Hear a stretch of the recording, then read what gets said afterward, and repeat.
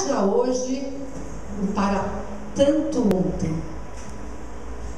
O tempo é um ponto de vista. Velho é quem é um dia mais velho do que a gente. Fiz um acordo de coexistência pacífica com o tempo. Nem ele me persegue, nem eu fujo dele. Um dia a gente se encontra.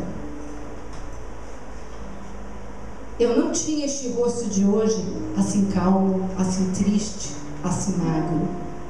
Nem estes olhos tão vazios, nem o lábio amargo.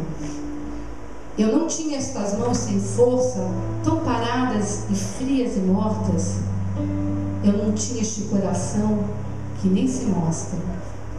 Eu não dei por esta mudança tão simples, tão certa, tão fácil.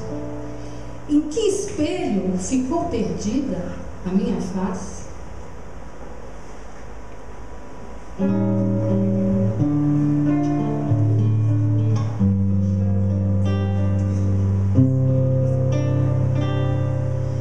Gosto dela, bem velha assim mesmo. Ainda ontem comentei com meu amigo. Ela é meio velha, mas é tão bonita. Ele disse, puxa, é mesmo. Ela é assim meio velha, mas é tão bonita. É uma beleza espontânea e natural. Não tem medo de dizer que está amando outra vez. E não diz de qualquer jeito não. No momento em que você está atento, ela cochicha baixinho, que tão pertinho, que só pode ser você dessa vez.